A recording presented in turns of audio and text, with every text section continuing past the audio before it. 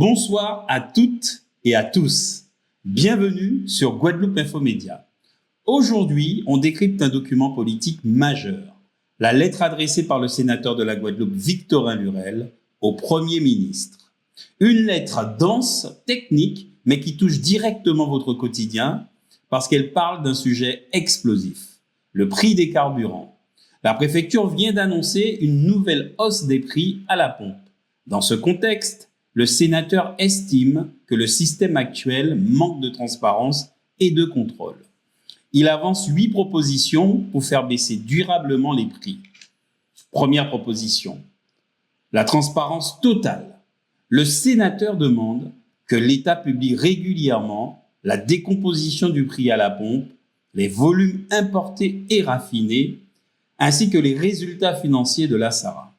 L'objectif, que chacun puisse comprendre où va chaque centime. Proposition numéro 2, revoir la rémunération des compagnies.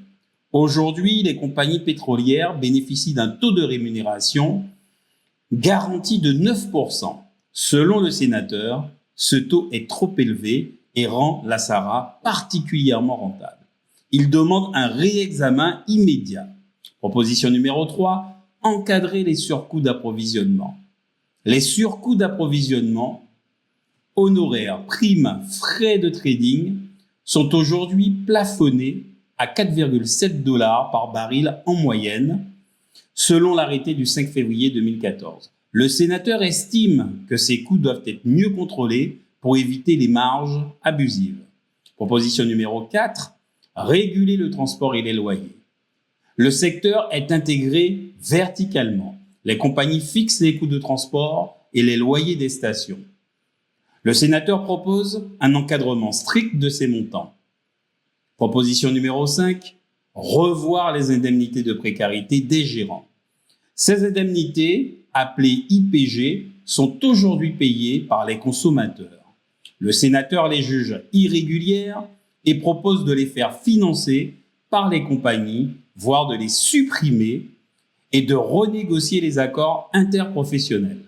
Proposition numéro 6, renforcer les moyens de contrôle de l'État.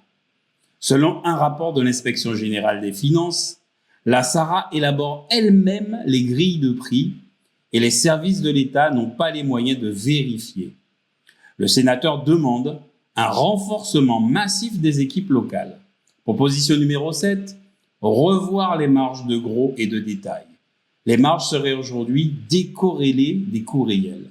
Elles sont reconduites automatiquement sans transmission des comptes financiers. Le sénateur rappelle aussi son opposition à la hausse des marges décidée en 2024. Proposition numéro 8, ouvrir réellement le marché à la concurrence. Et c'est ici que la correction est importante. Le sénateur ne demande pas d'assouplir les sanctions. Il demande d'assouplir les conditions permettant de déclencher des injonctions structurelles contre les compagnies pétrolières lorsqu'elles abusent de leur position dominante. Il demande aussi la publication de la liste des cuves de stockage que la SARA doit ouvrir à d'autres opérateurs et des explications sur l'absence de ces arrêtés préfectoraux. Le sénateur conclut en alertant sur les risques inflationnistes des prochains mois. Pour lui, ces réformes sont indispensables pour protéger le pouvoir d'achat et lutter contre la vie chère. Vous l'avez compris, derrière cette lettre, c'est tout le modèle de régulation des carburants en Guadeloupe qui est remis en question. On continuera à suivre ce dossier de près, ici, sur Guadeloupe Infomédia.